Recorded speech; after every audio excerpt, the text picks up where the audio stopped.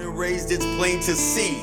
This is how we roll UP. I got stories, let me tell it.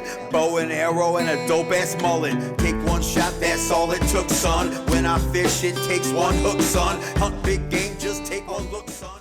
All right, welcome back to episode 2 of the You Gotta Want It podcast.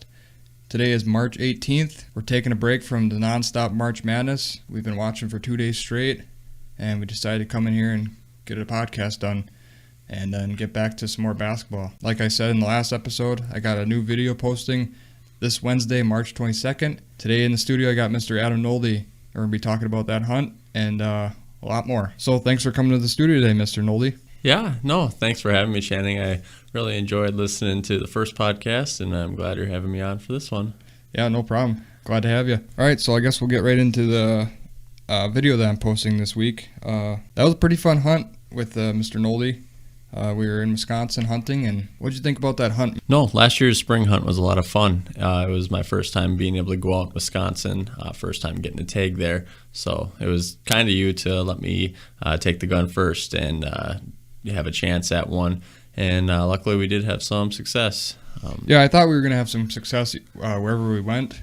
Didn't know for sure if we were going to double up, but I knew we'd at least get one done with the, I think we had 2 days and we were going to possibly stretch it out to 3. But yeah, we ended up getting that big one the first morning, so that kind of took some pressure off. And yeah, as you guys will see in the video, it was a pretty cool hunt. Didn't have much around to play with, but we found a gobbler on the neighboring property pretty far off. And it was a shot in the dark of really getting him close, but we had some help from the neighbor, like we talk about in the video, where he kind of just drove through on his Ranger and kind of split up the hens and the toms, so luck was on our side. Have you ever called a turkey from that far away, Adam? No, that was a first for me.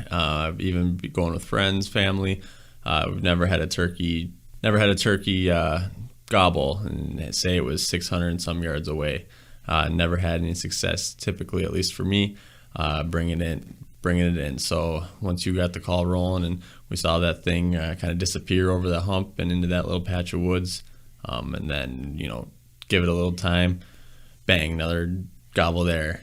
So yeah, that's the thing with hearing gobblers way off. Usually when we hear them that far off, they're on private and we have no shot at getting them. But with the open fields that we were working with, he closed the distance really fast, and there was really nothing that was obstructing his way of getting to us. So he kind of closed the distance pretty fast, and as you'll see, he's a big one. Let's recap of last season. How'd you end up last season in Michigan? Last year in Michigan, opening day, my dad and I went out some private land, got a camp just outside of Menominee. Opening day, we did have some success. Shot a nice gobbler, 9-inch beard. So it was really fun. It's always fun to get out with my dad and enjoy turkey hunting together in the woods. Now, is that mainly where the only spot you hunt turkeys? Typically, yeah. When it's just me and my dad, we usually go out to camp. We got a healthy turkey population around where we hunt, and luckily we typically can have some success. And then later on in the year, we'll get together with my buddies and I, Kugel, Iki, the Johnson brothers from Iron Mountain, come down. We have a turkey camp, and we had some success that weekend in May. I believe it was May 14th. A couple gobblers we had crossing a field, and Kugel luckily got a shot at one of them. So had some success there, and then that was it for Michigan for me. Yeah, I was going to bring up that weekend you guys have kind of a turkey camp weekend. How long have you guys started doing that for? It's probably been maybe 4 or 5 years now. Typically, it was just me, Iki, and Kugel. We'd get out. You spend a night at camp, night or two at camp, get out, hunt for the whole weekend, head up north a little bit outside of Menominee, hunt their spots, as well as try camp. But it's probably been five years now, probably we've been doing turkey camp, so it's always a good time. Yeah, it sounds like a great time, getting the guys together and killing some turkeys. Yeah, hard to beat that. So it sounds like you had a great opening day. I didn't have the best opening day last year. Usually Chris and I get on birds pretty easy with the spots we have. We did get on one on public land about 7 o'clock opening morning, and I whiffed on the shot.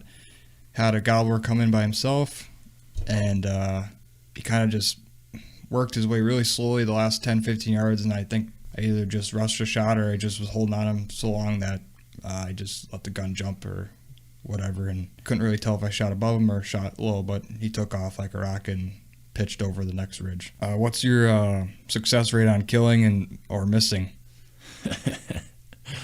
I've had a fair share of misses over the years. Happens to everyone.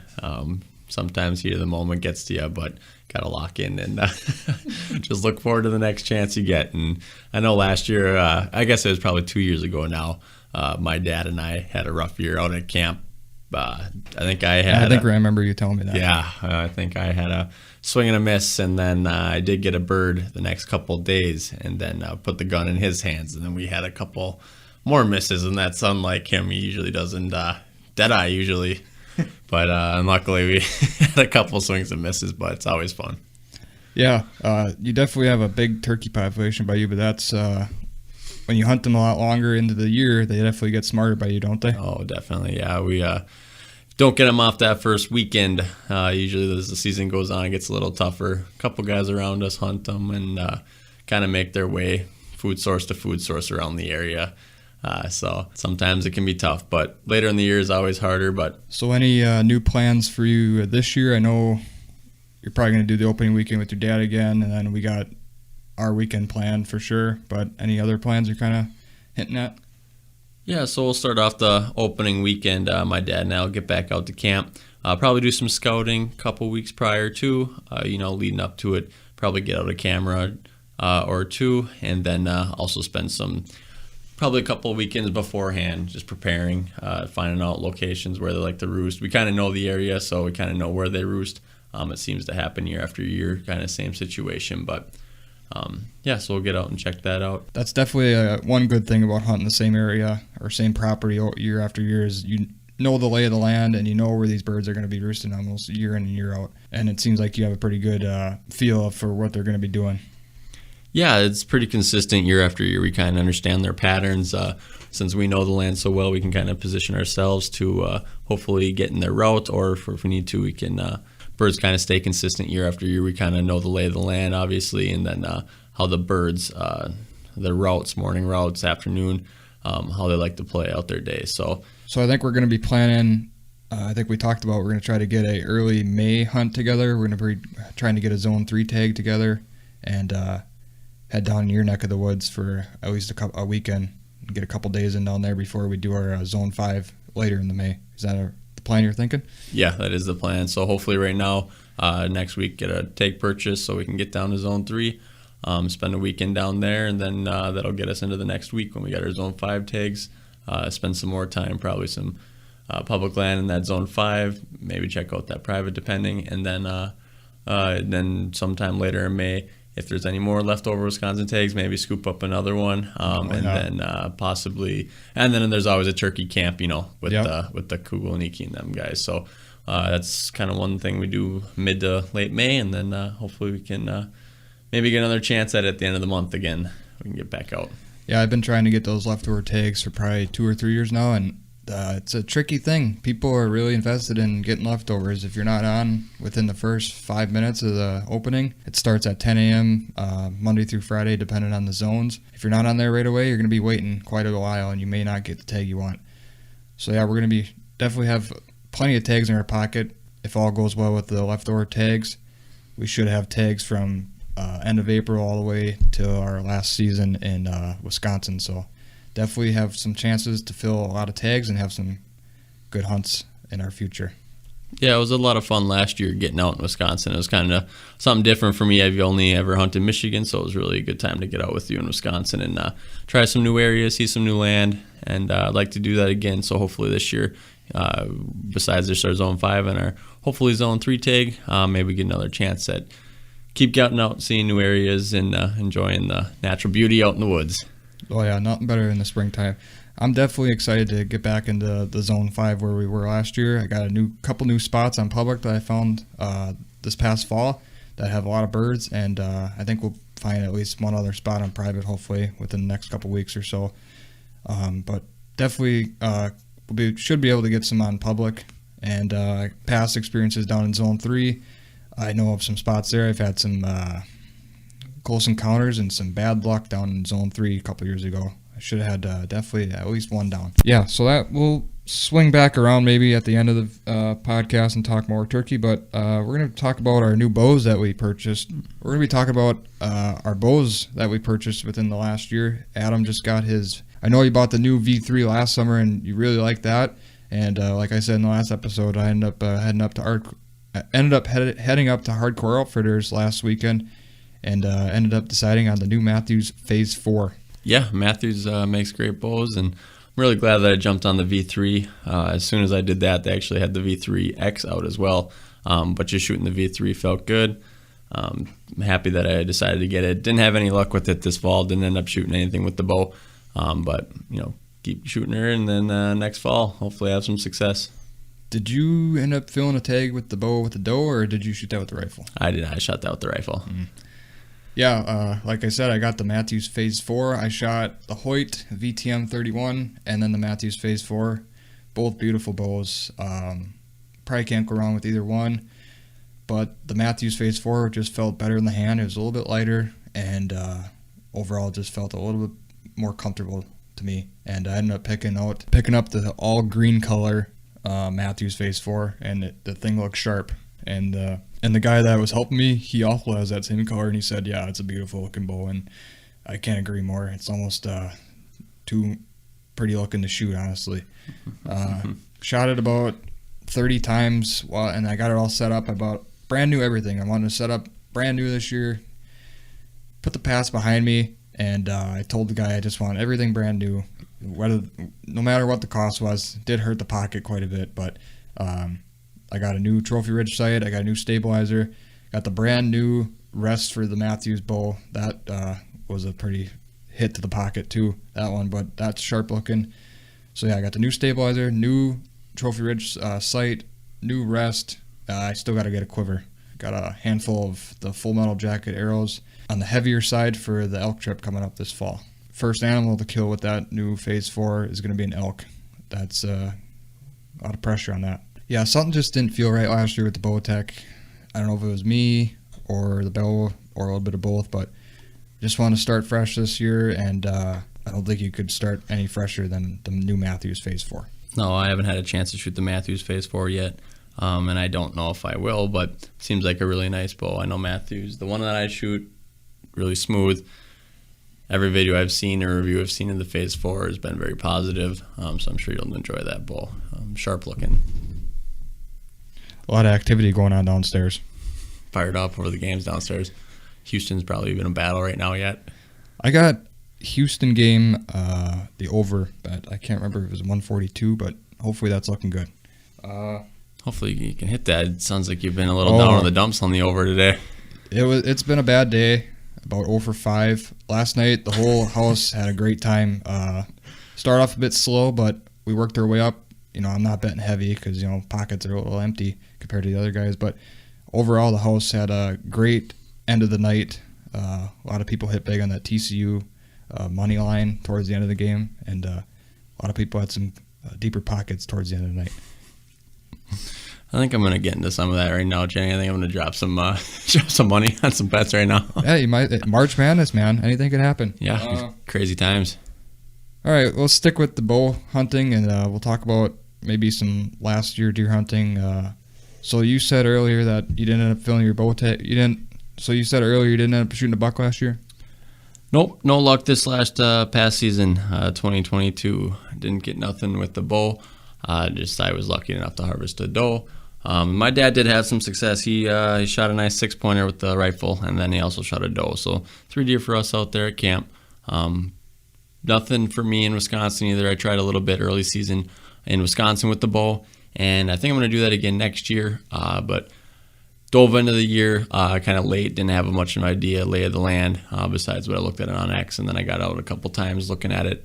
But I went after season again this year and found some promising stuff. So looking forward to next season, getting back out there and probably hitting it even harder next year than this year. Yeah, I'm glad you brought that up, hunting the public land in Wisconsin, because that's something you haven't really dove into, like you said before, and it's a pretty fun time. I know you don't have much experience on the public, but you're getting your feet wet in there, And it is something different. It's something a little more challenging, and it's kind of fun to check out new property. And yeah, no, it is definitely always fun to get out and see new property. Like you just said, I mean, I don't have much experience doing it, so it's nice to get the boots on the ground and see some different areas that I haven't seen before. Get a good lay of the land, see how the deer travel. But definitely always fun just to get out and explore new areas. With Chris moving out west here in July, I'm going to probably need another hunting buddy. Yeah, no, I think we can make some stuff happen this fall. Got some good spots. Got some new spots I want to check out too. So, yeah, I didn't end up getting a buck either last year. Rough year for me. Learned a lot. Hunted a lot. Had my chances for sure. Started out in Wyoming, as you know. Swung and missed out there. And came back here. Wisconsin was slow. Michigan started off almost picture perfect. Planned my hunt perfect.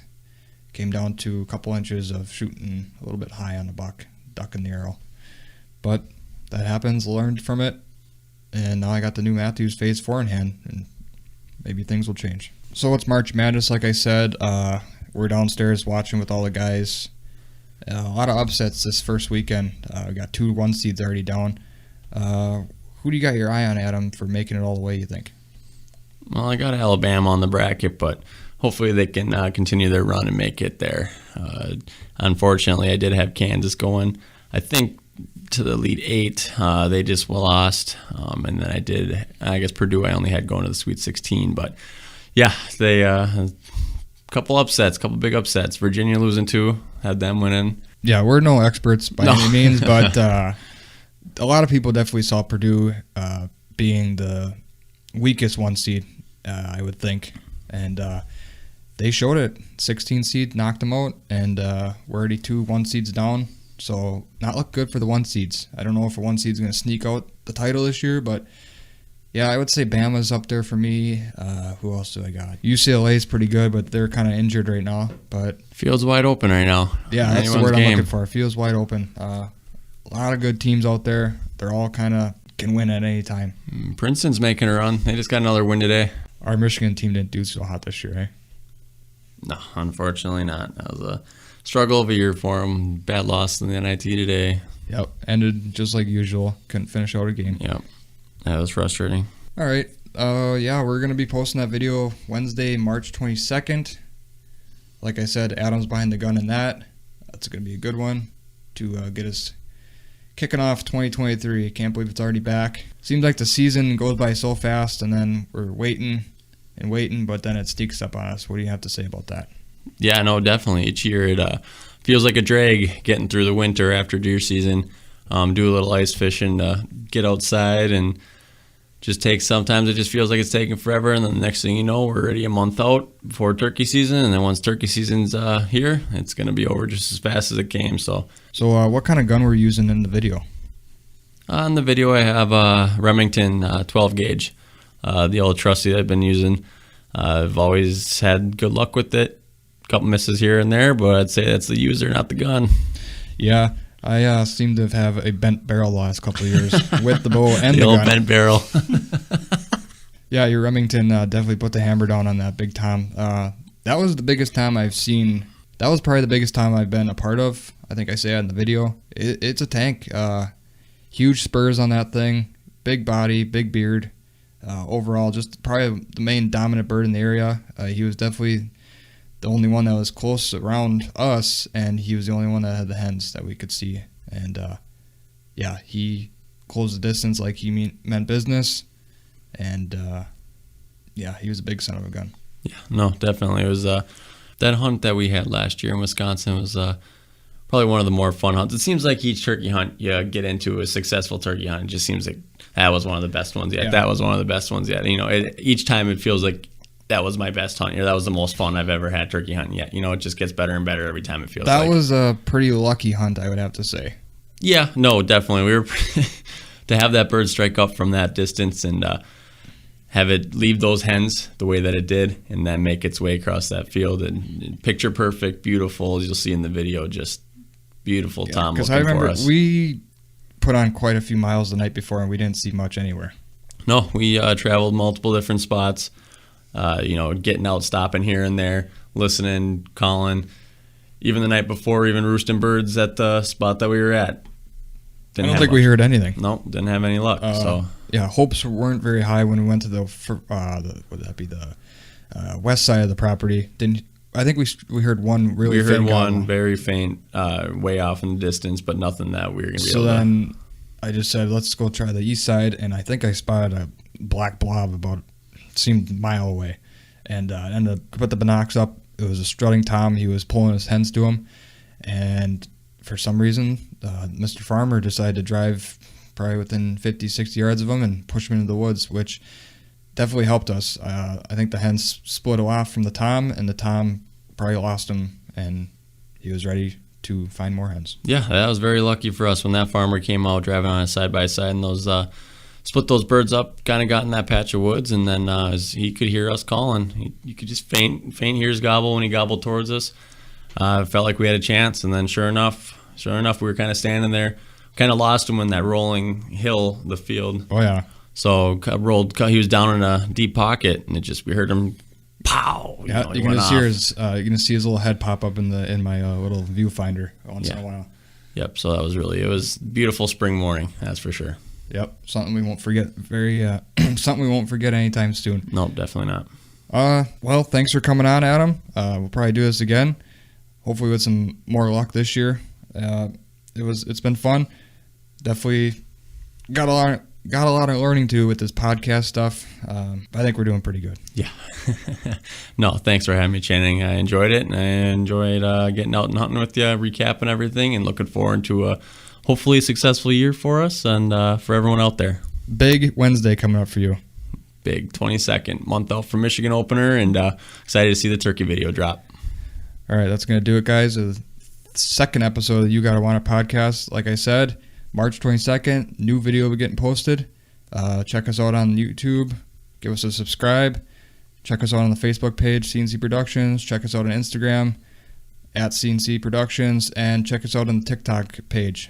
Got some good clips on there that are getting a lot of likes. So thanks for listening, and we'll see you on the next episode. The good time starts, not at work, done checking parts. Fishing, hunting, living life. Bow in hand, I won't think twice. Camouflage from head to toe, man. Primal instincts, fearing no man. This is what I was born to do.